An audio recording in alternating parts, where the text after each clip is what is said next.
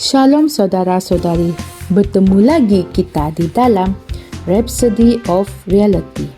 Ajaran Pastor Chris hari ini bertajuk Makhluk Baru. Ayat pembukaan kita diambil dari 2 Korintus 5 ayat 17 yang berbunyi, "Jadi sesiapa yang ada di dalam Kristus, dia adalah ciptaan baru. Yang lama sudah lenyap. Lihatlah, segala sesuatu telah menjadi baru." Puji Tuhan. Saudara-saudari, dalam beberapa versi Alkitab, bahagian ayat yang digariskan dalam ayat Injil pembukaan kita diterjemahkan sebagai ciptaan baru. Walau bagaimanapun, ianya diterjemahkan dengan lebih baik dalam Alkitab King James sebagai makhluk baru. Kenapa? Ini kerana penekanannya bukan kepada penciptaan manusia baru dalam Kristus. Sebaliknya, ia adalah makhluk baru, spesies baru yang tidak pernah wujud sebelum ini. Ianya seperti melihat seekor binatang yang pelik lalu dan kamu tertanya-tanya, makhluk jenis apakah itu? Kamu tidak mengetahuinya. Binatang itu tidak seperti apa-apa yang kamu pernah lihat. Apabila kamu telah dilahirkan semula, keadaan seperti itulah yang berlaku. Ingat semula kata-kata Yesus dalam Yohanes 3 ayat 8 semasa dia membincangkan topik tentang dilahirkan semula. Dia berfirman, "Angin bertiup ke mana ia mahu dan engkau mendengar bunyinya. Tetapi engkau tidak tahu dari mana datangnya atau ke mana ia pergi." Demikianlah halnya dengan tiap-tiap orang yang lahir dari roh. Kamu adalah sejenis makhluk yang berbeza. Yang sebenarnya sesuatu telah berlaku di dalam alam roh apabila kamu dilahirkan semula.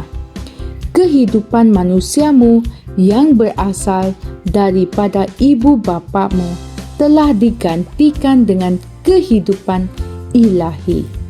Aku menulis hal-hal ini kepada kamu yang mempercayai nama Anak Allah, supaya kamu tahu bahawa kamu sudah mempunyai hidup yang kekal.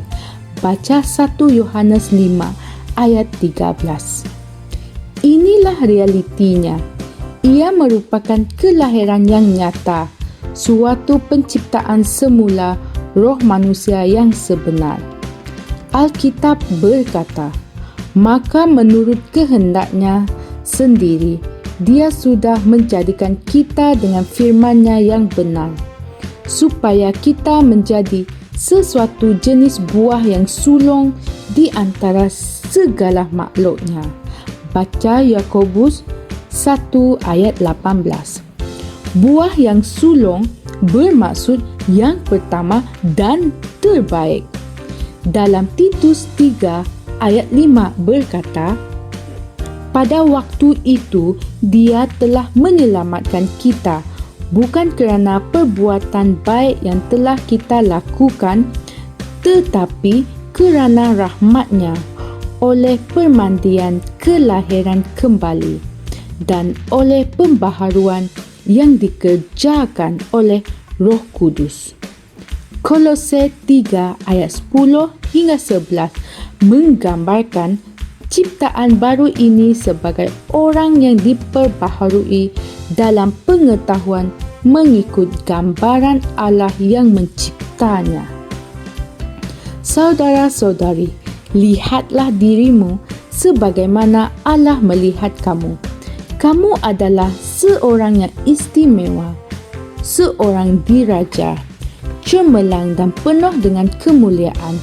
Kamu adalah satu-satunya yang Allah harapkan. Jadi, hendaklah kamu menjadi yang terbaik dan jalanilah kehidupan yang terbaik bagi Allah. Haleluya. Mari kita berdoa. Ya Bapa, terima kasih kerana menjadikan aku harta yang istimewa yang telah dipisahkan dari dunia kepada Engkau bagi membawa kemuliaan kepadamu.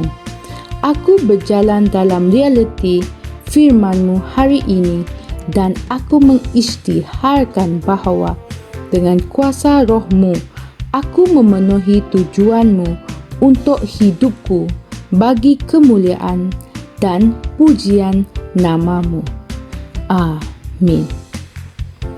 Renungan tambahan kita diambil dari 1 Petrus 2 ayat 9 dan Titus 2 ayat 14. Sekian perkongsian saya pada hari ini. Sehingga kita bertemu lagi pada hari yang lain. Kami percaya saudara-saudari semua telah diberkati dengan perkongsian firman dari Rhapsody Reality. Bagi sesiapa yang ingin menjadikan Yesus Kristus sebagai Tuhan dalam kehidupanmu, kamu boleh mengucapkan doa ini bersama dengan saya. Ya Tuhan Allah, aku mempercayai Yesus Kristus, Anak Allah yang hidup dengan sepenuh hatiku.